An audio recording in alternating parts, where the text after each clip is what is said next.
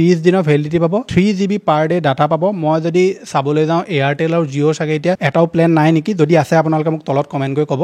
এটাও প্ল্যান নাই মেবি যে 300 টকা আপোনালোকক 3 GB ডাটা দিছে আৰু 30 দিনৰ ভ্যালিডিটি দিছে 30 দিনৰ ভ্যালিডিটিটো এয়াৰটেল জিঅ কটোৱে নাই সবতে 28 দিন ডিজিটেল আসাম 2.0 চেনেলটো এটা নতুন ভিডিও লৈ আপোনালোক সকলোকে পুনৰবাৰ স্বাগতম জনাইছো মাত্ৰ এটকা দি আপোনালোকে এতিয়া BSNL ৰ এমাহৰ ভ্যালিডিটি লাভ কৰিব BSNL এটা নতুন প্ল্যান লঞ্চ কৰিছে যেটোত মাত্ৰ আপোনালোকে এটকা দিব লাগিব আৰু সেই এটকাতে আপোনালোকে পাৰ ডে 2 GB ডাটাও লাভ কৰিব আৰু এক মাহৰ আপোনালোকে ভ্যালিডিটিও লাভ কৰিব এতিয়া BSNL ৰ সবতকে ভাল কথাটো কি তেওঁলোকে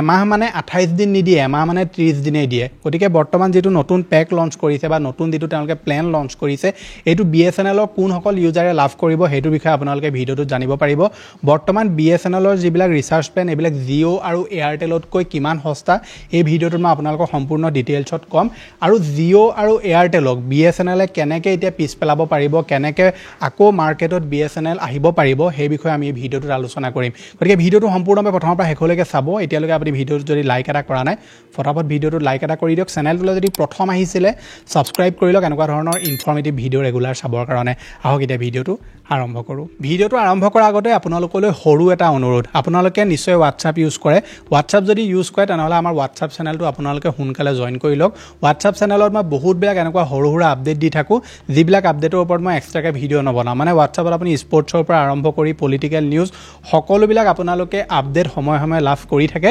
একদম ফ্ৰী হয় চেনেলটোৰ লিংক মই ডেসক্ৰিপচনত দি থোৱা আছে নিশ্চয় আপোনালোকে জয়েন কৰি ল'ব BSNL হৈছে এনেকুৱা এটা কোম্পানী যেটো আমি সকলোৱে বিচাৰো যে এই কোম্পানীটো মাৰ্কেটত ভালকে আহক এই কোম্পানীটোৱে জিঅ আৰু এয়াৰটেলক টক্কৰ দিয়ক কিন্তু BSNL সদায় আহে ওপৰলৈ আৰু আহি মেলি আকৌ তললে গুচি যায় ইয়াৰ মেইন কাৰণটো হৈছে BSNL ৰ নেটৱৰ্ক প্ৰবলেমটো কিন্তু ৰিসেন্টলি BSNL এ বহুত ব্লাক জাগাত 4G লঞ্চ কৰিলে আপোনালোকৰ এৰিয়াত BSNL ৰ 4G আহিছে না নাই অহা মোক আপুনি তলত কমেন্ট কৰি জনাব এটা BSNL এ যেটো এটকাৰ প্ল্যান লঞ্চ কৰিছে এটো একচুয়ালি কোন সকল লোকে সুবিধা লাভ কৰিব যি সকল লোকে নতুনকৈ BSNL ৰ সিম এটা লম বুলি ভাবিছে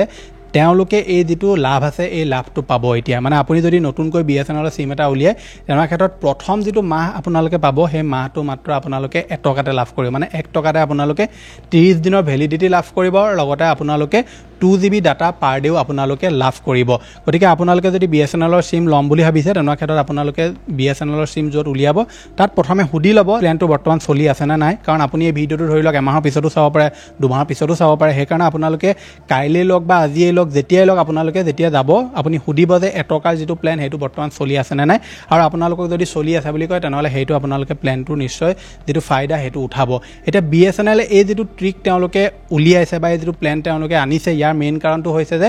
যিসকল মানুহে ধৰি লওক BSNL লৈ আহিব বিচৰা নাছিলে যাতে তেওঁলোক BSNL লৈ আহক আৰু আহি মেলি যাতে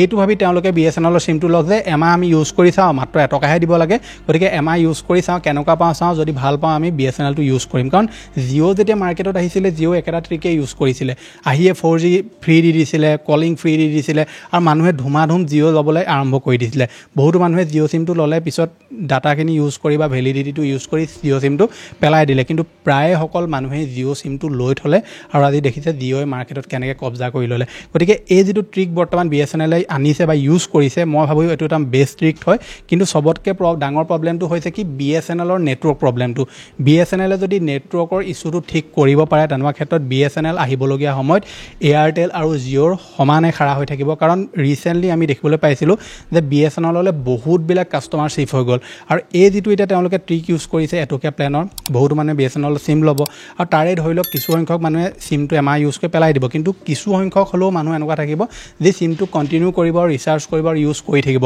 কাৰণ BSNL ৰ যিবিলাক ৰিচাৰ্জ প্ল্যান আছে যিবিলাকৰ বিষয়ে মই আপোনালোকক এতিয়া কম এই ৰিচাৰ্জ প্ল্যান বিলাক আপোনালোকে চাব পাৰে মই আপোনালোকক স্ক্ৰিনত দি দেখুৱাই দিছো BSNL ৰ যেটো প্ৰথমটো প্ল্যান মই বহুত কিটা প্ল্যান আছে মই আনলিমিটেড প্ল্যান কিটা কথা পাতিম ইয়াত প্ৰথমটো যেটো তেওঁলোকৰ আনলিমিটেড প্ল্যান হৈছে হেতু হৈছে 99 रुपीसৰ 15 ডেজৰ এটো তেওঁলোকৰ ভ্যালিডিটি আছে সেকেন্ডটো হৈছে 147 रुपीसৰ যেটো 5 GB আপোনালোকে ডাটা পাব আনলিমিটেড কলিং 25 ডেজৰ কাৰণে আৰু এই 5 GB ডাটাটো পাৰ ডে নহয় অকল 5 GB ডাটা লাভ কৰিব তাৰ পিছৰটো হৈছে তেওঁলোকৰ 225 ৰ প্ল্যান যেটোত আপোনালোকে 30 days of validity লাভ কৰিব 2.5 GB আপোনালোকে পাৰ ডে ডাটা লাভ কৰিব তাৰ পিছৰটো হৈছে 247 যেটোত আপোনালোকে 30 days of validity লাভ কৰিব 50 GB আপোনালোকে ডাটা লাভ কৰিব এটো পাৰ ডে নহয় 50 GB আপোনাক একেলগতে দি দিব আৰু আপোনালোকৰ ভ্যালিডিটি হৈছে 30 দিনৰ 299 300 এটো বুলি ধৰ আমি ইয়াত আপোনালোকে 30 দিনৰ ভ্যালিডিটি পাব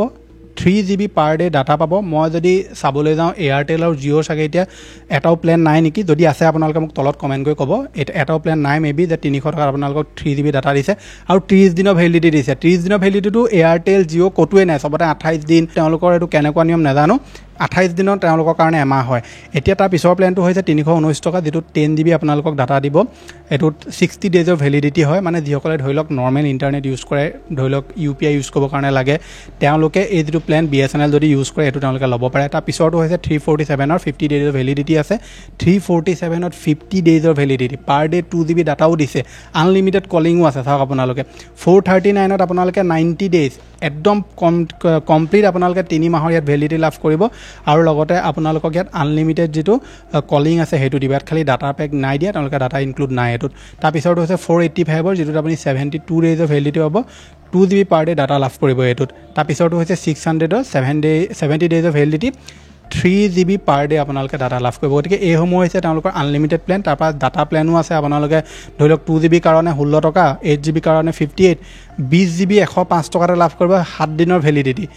40GB মাত্ৰ আপুনি 198ত লাভ কৰিব আৰু 100GB আপোনালোকে 411 অৰ্থাৎ 411 টকাত লাভ কৰিব যেটোৰ ভেলিডিটি হৈছে আপোনাৰ 60 ডেজ এণ্ড এনেদৰে তেওঁলোকৰ বহুতবিলাক প্লেন আছে এই যেটো মই ৱেবছাইট আছে ৱেবছাইটটোৰ লিংক আমাৰ WhatsApp চেনেলত দি দিম আপোনালোকে ওপৰত দেখিছে এয়াৰটেল ভোডাফোন BSNL জিঅ' আটাইসমূহৰ পেক আছে গতিকে আপোনালোকে সেইসমূহ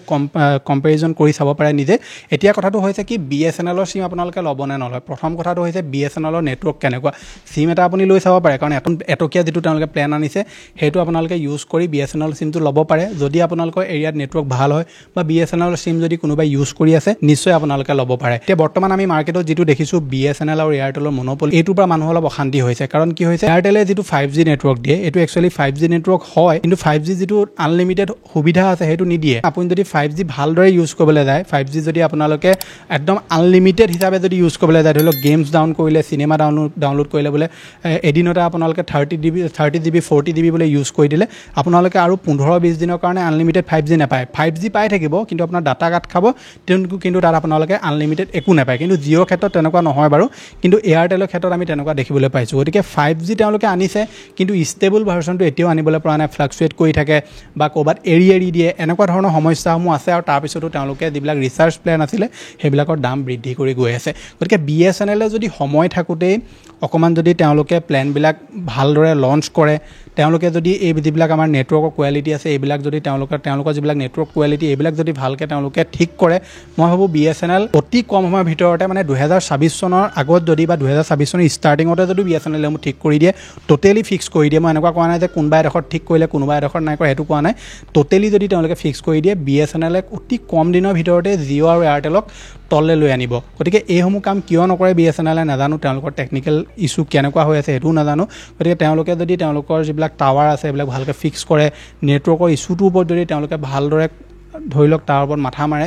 নিশ্চয় তেওঁলোকৰ এই যেটো BSNL কোম্পানী এটো অতি সোনকালে আমি জিঅ' আৰু এয়াৰটেলতকৈ ওপৰত দেখিবলৈ পাম গতিকে আপোনালোকে BSNL সিম ইউজ কৰে নে নকৰে মোক নিশ্চয় তলত কমেন্ট কৰি জনাব বাকি জিঅ' আৰু এয়াৰটেলৰ ভিতৰত কোনটো আপুনি ইউজ কৰে হেতু কমেন্ট কৰিব 5G আপোনালোকৰ এৰিয়াত আনলিমিটেড আপুনি পাইছে নে নাই পোৱা তলত কমেন্ট কৰিবলৈ নাপাহৰিব বাকি আপোনালোকৰ স্ক্ৰিনত যেটো ভিডিঅ' ওলাই আছে এই ভিডিঅ'টোত মই এয়াৰটেল জিঅ' আৰু BSNLৰ ভিতৰত কোনটো ব্ৰডবেণ্ড কানেকচন বেছি ভাল কোনটো একদম সস্তা ইয়াৰ ওপৰত ডিটেইলছত আলোচনা কৰি থৈছো আপুনি যদি এটা ৱাইফাই কানেকচন ল'ব বিচাৰিছে তেনেহলে এই ভিডিঅ'টো নিশ্চয় এবাৰ চেক আউট কৰিব মই লগ পাম এটা নতুন ভিডিঅ'ত আজিলৈ ধন্যবাদ